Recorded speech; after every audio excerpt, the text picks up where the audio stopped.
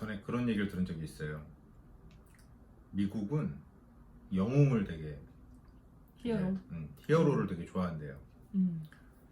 뭐 영화도 이제 그런 영화가 영웅화 그렇죠. 시키죠. 영화도 그런 게 많지만 위인을 영웅화시키고 영웅에 대한 어떤 그 국민성이 영웅을 바라보는 것이 되게 필요한 존재다. 되게 좋아하는 그게 있대요.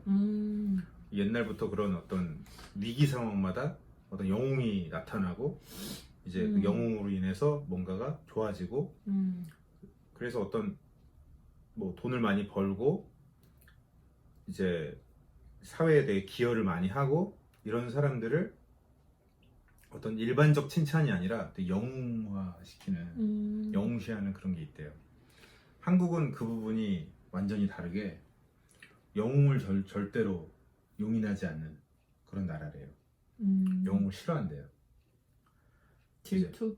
시기 질투가 어마어마하고 이렇게 이게 그만큼의 이 세대 간의 단절 같은 게 미국 같은 엄청 경우는 이제 아무래도 그 청교도 전쟁 이후에 미국으로 넘어와서 여기서 어떻게 보면은 좀 수평적으로 사람들이 이제 그 나라가 성장을 했다면 비교적 이제 우리나라 같은 경우는 계급 사회가 분명히 그렇죠. 그리고 3세대만 거쳐 올라가도 지금 우리나라 대한민국 국민 중에 소수만 소위 양반내다 하는 집안 사람들이었고 나머지 다 평민이었어요. 그리고 또 소수는 노예였죠. 하인이었지. 하인. 네. 그 정서가 일제시대 넘어가고 6.25 이후로 그냥 여기까지 우리 지금 세대까지 넘어온 지가 이게 그렇게까지 긴 시간이 아니에요. 이게 그렇기 때문에 그 과정에서 겪었던 여러 가지의 갈등들이 이 한국 특유의 정서를 만들고 있는데 영웅에 대한 것을 굉장히 경멸하고 이렇게 바닥에 있는 사람은 올라가도록 응원을 하는데 또 올라가면 또 끌어내리고 싶어 한대요.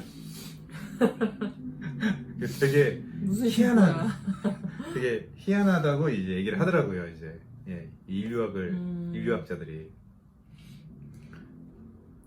근데 보면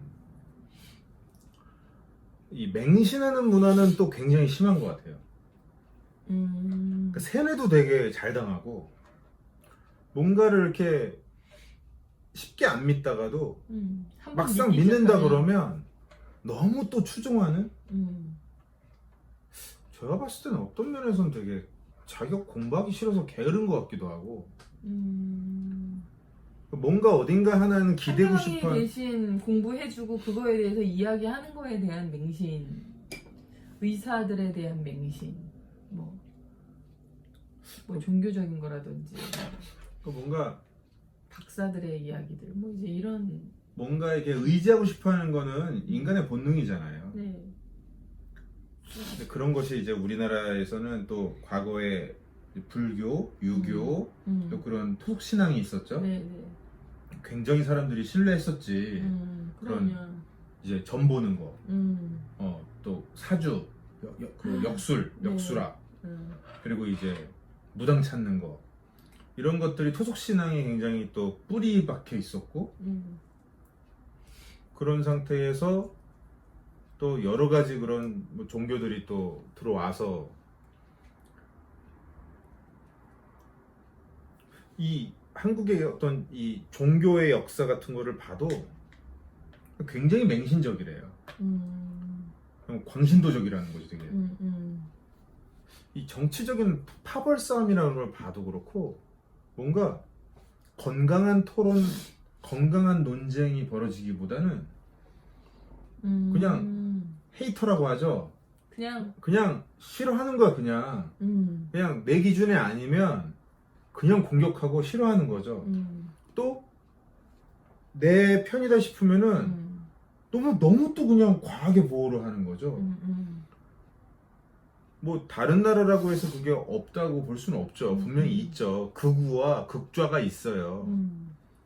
뭐 정치 얘기하자는 건 아닌데 아무튼 너무 극단적으로 한쪽으로 치우쳐져 있는 사람들이 어느 나라나 있지만 약간 그거 아닐까? 그 전문 용어로 뭐라 그러지? 인지부조화랑 같은 맥락인데 좀 정치적인 메시지 그런 것도 있을 것 같아요. 인지부조화 같은 것도 있을 것 같아요. 근데 저는 이 부분이 다른 것보다도 진짜 이제 우리가 이야기하는 거는 이제 가정에 대한 것과 교육에 대한 네. 것과 이런 거를 지금 주로 얘기하고 있으니까 저는 좀 교육에서 이 문제를 좀 찾고자 해요. 결국 지난 30년간 계속해서 우리나라는 반교육 속에 있었고 이제 계속해서 어떤 이 시스템이 사람의 어떤 등수를 먹이고 사람들이 계속해서 자기의 개개인성을 발휘시키는 것이 아니라 계속 이 시스템에서 만들어 놓은 기준에 들어가서 그냥 하나의 상품을 양산해내는 구조 같은 그러니까 굉장히 다른 재료들이 이 시스템을 거치고 나면 다 똑같은 똑같아지는 거죠. 상품이 나오고 그렇죠. 똑같은 상품이 나오다 보니 얘는 우수한 상품, 얘는 불량품 이런 식으로 나뉘게 되는 그런 구조의 지금까지 교육 시스템이었잖아요. 공부라는 것 자체를 망가뜨려 놓은 게 있으니까 그렇죠. 사람들이 공부에 대한 배우는 것 것을 자체를 아예 그렇죠. 그냥 그렇게 터부시 약간 그런 느낌이네요. 네. 그걸 터부시하다 보니 음. 자연스럽게 공부는 하기 싫고 공부를 하기 싫어지게 만들어 놓은 것 같아요. 그러니까 네. 맞아요. 그러니까 고3 때까지 정말 열심히 공부하고 대학 들어가고 나서는 고3처럼 공부 안 하잖아요. 안 하죠. 그때처럼. 뭐 이것도 역시 일반화 시킬 수는 없으나 정말 이 다수의 대학생들이 그러니까 대학을 간 이유 자체가 대학이 뭐 하는 곳이냐라고 보면 아무래도 고등학교라는 게 그거잖아요. 고등학문을 배우는 곳이에요. 고등학교가 어떤 면에서는 고등학문까지만 배워도 다 배운 거야. 고등 수준인가? 고등 수준. 그런데 거기에서 더 깊이 있게 학문을 닦겠다라는 사람들이 가는 곳이 원래 대학이죠. 그렇죠. 대학의 취지는 그러니까 대학이 고3보다 훨씬 빡세야 되는 게 정상이죠. 맞죠. 그렇지. 근데 전체적으로 대학 분위기가 그러냐고요. 대학교 앞에 있는 그 수많은 술집들이 이거에 대한 대답을 해주고 있죠. 솔직히 놀자판이 절반 이상 아니냐는 거죠. 그렇지. 그 뭔가 이 시스템 자체가 많이 배움에 대해서 공부에 대해서 뭔가 되게 왜곡되게 만드는 부분이 있다는 생각이 들어요. 그러다 보니 맹신하는 경우가 너무 많은 것 같아요. 우리가 이제 지금 이렇게 뭐 유튜브 방송도 하고 있고 우리가 이제 불편한 사람들 커뮤니티도 운영하고 있고 이런 교육, 대안교육, 언스쿨링에 대한 이런 어떤 가능성과 문제점과 수많은 어떤 여러 가지 갈래의 경우의 수들을 얘기를 하고 있는데 물론 저희 나름대로 연구도 많이 했고 저희 나름대로 확신이 있어서 가는 길이고 저희가 걸어왔던 길에 대해서 어떤 우리가 시행착오한 부분들 중에 필요한 시행착오는 그분들도 하셔야겠지만 굳이 할 필요가 없다 싶은 시행착오는 줄여주기 위해서 그렇죠. 우리가 공유를 하는 거잖아요. 하지만 그러니까 나름대로 확신도 있고 자신도 있으니까 말씀드리는 건데 저는 동시에 그럼에도 불구하고 맹신하지 않았으면 좋겠어요. 저는 이 감정이 되게 커요. 믿고 따라와 주면 다들 그러잖아요. 아, 믿고 따라와 주시면 감사합니다. 믿어주세요. 따라와 주세요. 지지해 주세요 하잖아요. 저는 오히려 의심하세요. 맹신하지 마세요. 제가 틀렸을 수도 있어요 라는 얘기를 오히려 저는 그렇죠. 하고 싶어요. 우리 이야기도 틀릴 수도 있으니 예. 공부하라는 그죠? 그런 메시지니까. 그만큼 뭔가 우리 얘기를 듣고 나랑 다른데? 메이커센스 뭔가 이렇게 뭐 이렇게 생각하면 합리적이야. 공부하고 합리적이야. 생각이 괜찮아. 또 뭐가 다른데? 내 생각과 달라. 그러니까 같다는 생각이 들든 다르다는 생각이 들든 그럼 이런 생각은 저 사람들은 왜 하게 됐지? 이유가 뭐지? 왜 저 얘기가 내 머릿속에 들어왔을 때 명확하게 이것은 이러이런 근거로 이것이 맞다.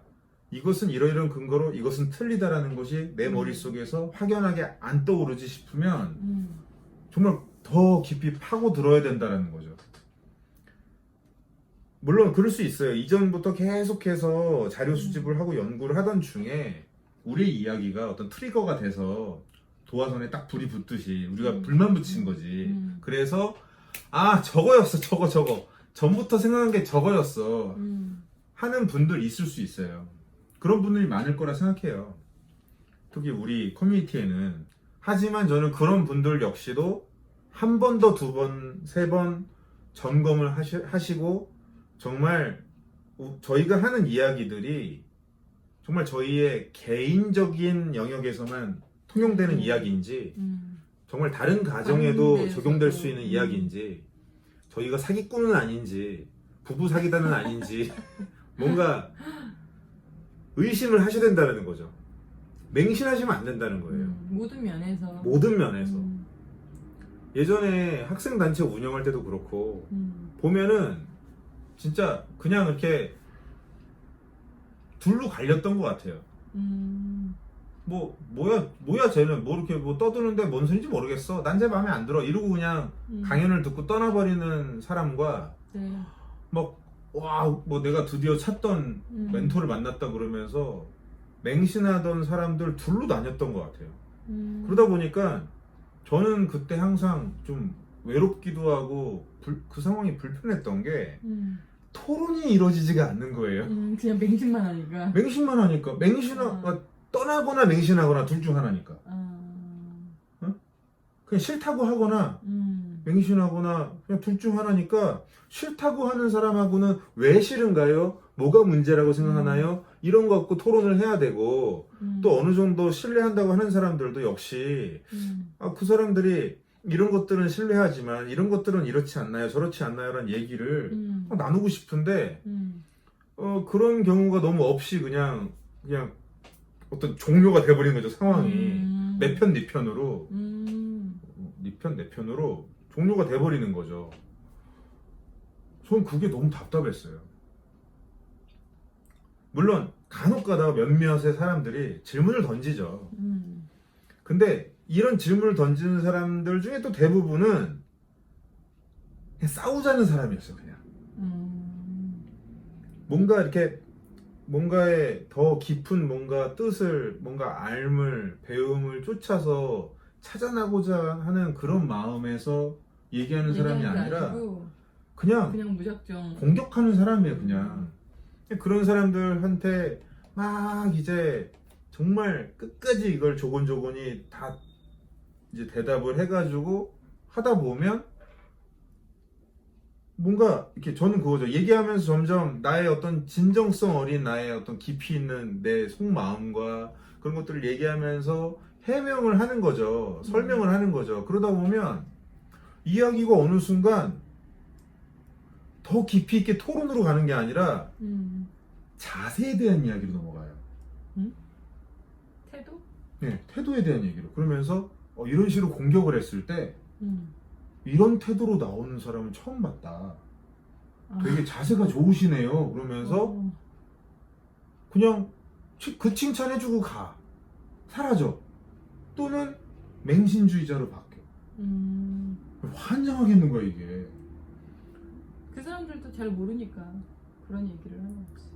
그러니까 너무 이 세 분류로만 그냥 처음부터 그냥 속단하고 싫다 그러고 떠나는 사람, 외면하는 사람, 맹신하는 사람, 그리고 소수에 공격하는 사람 이렇게만 나뉘어버리고 진짜로 이렇게 이 화도 되게 중요한 것 같네?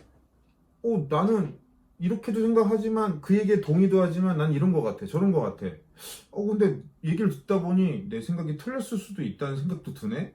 근데 솔직히 난 그쪽 말이 또 맞기만 하다는 생각이 들지는 않아. 근데 맞을 수도 있다라는 생각도 들어. 그러니까 이거 갖고 한번 같이 공부하면서 토론해 볼까? 이런 사람을 만나기가 어쩜 이렇게 힘든지.